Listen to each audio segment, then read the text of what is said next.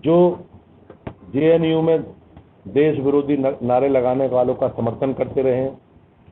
कांग्रेस के नेता और महाराष्ट्र विधानसभा में प्रतिपक्ष के नेता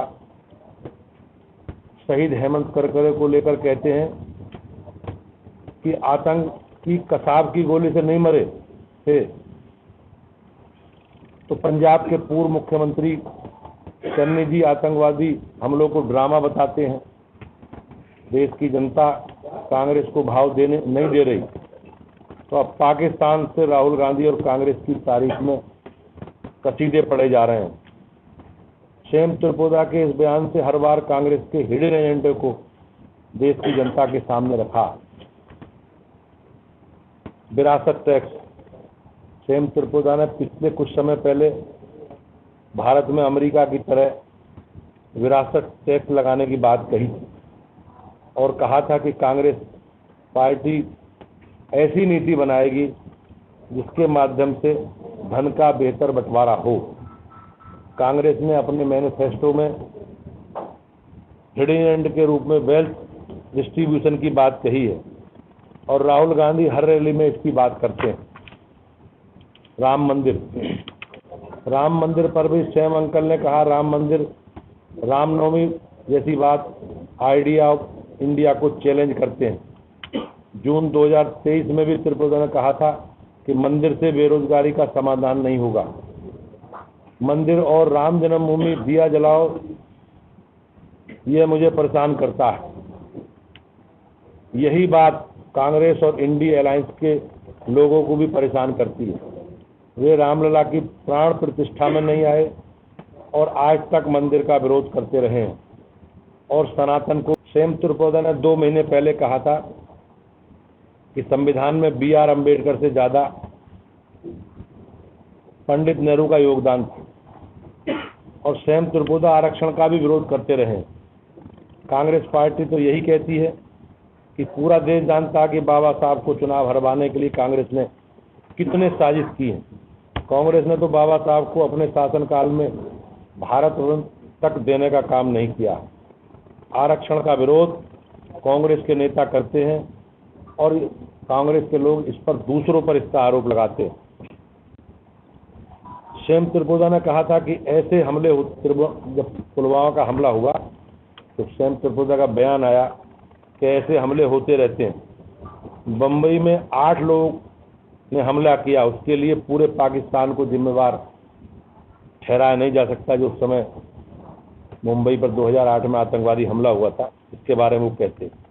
इसकी सजा पूरे पाकिस्तान को क्यों दी जा रही है? कांग्रेस तो यही करती रही है। कांग्रेस के तमाम नेता जवानों के सर्जिकल स्ट्राइक और एयर स्ट्राइक पर सवाल उठाते हैं और पाकिस्तान को क्लीन चिट देने का काम करते हैं। तभी तो पाकिस्तान से राहुल गांधी और कांग्रेस पार्टी के लिए जोरदार बैटिंग हो रही है।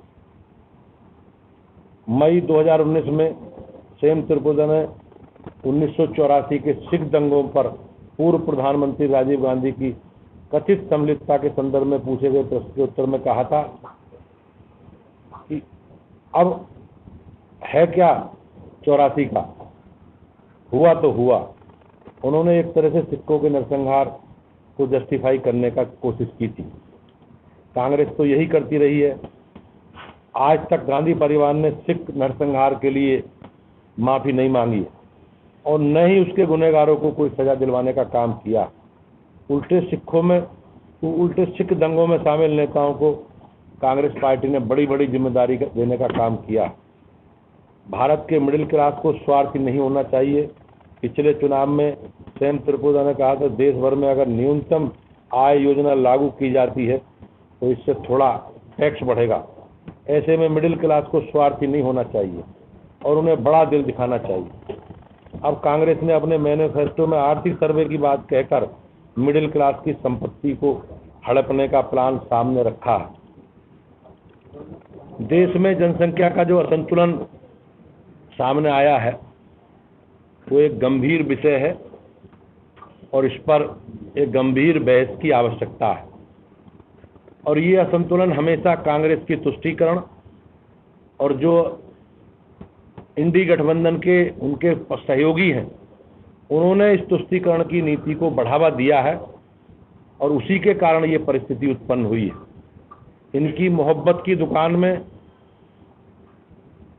देश को कुछ और ही ये लोग बनाना चाहते हैं। अध्यक्ष जी ने ये दावा किया है कि अमेरिका भारत के चुनाव में जो है दखल देना चाहता है और अमेरिका से बैठकर ही सैम पित्रोदा बयान देते हैं। क्या आप इन दोनों चीजों को कनेक्ट करते हैं? नहीं, मैं ऐसा नहीं सोचता, लेकिन जो चीज़ें प्रदर्शित होती हैं, दिखती है, सैम पित्रोदा के जिस प्रकार की बयानबाजी है और जिस प्रकार का कांग्रेस का एजेंडा है कि समाज को जातीय, क्षेत्र, भाषा के आधार पर बांट करो और उसी आधार पर अपने राजनीतिक एजेंडा बढ़ाओ, एक समाज का तुष्टीकरण करो, क्योंकि जिस प्रकार से अंग्रेजों की नीति थी समाज को बांटकर राज करने की, कांग्रेस उस विरासत को आगे बढ़ाने का काम कर रही है। और कहीं ना कहीं उसको रोका जा रहा है, बीजेपी का गलत प्रयोग हो रहा है, बीजेपी किसी तरीके से रोकना चाहती है वोट ना पड़े। सरकार और हम सब लोग मिलकर लोग अधिक से अधिक मतदान करें, इसके लिए प्रयास कर रहे हैं। लेकिन जिस प्रकार की परिस्थिति सामने आ रही है, जिस प्रकार का विश्वास लोगों का मोदी जी और योगी जी के और भारतीय जनता पार्टी के प्रति है, उससे विपक्षी दलों के लोगों ने पहले ही अपनी हार सुनिश्चित मान ली है। और आप देखेंगे जब बीजेपी जीतेगी, एनडीए जीतेगा, तो निश्चित रूप से संवैधानिक संस्थाओं पर प्रश्न खड़ा करेंगे, संवैधानिक संस्थाओं पर प्रश्न खड़े करेंगे, इलेक्शन कमीशन पर प्रश्न खड़े करेंगे, पुलिस प्रशासन पर प्रश्न खड़े करेंगे। तो निश्चित रूप से जो 3 चरणों में चीज़ें सामने आ रही हैं, उस समय भारतीय जनता पार्टी को, एनडीए को बड़ा जन समर्थन मिलने से ये लोग घबराए हुए हैं।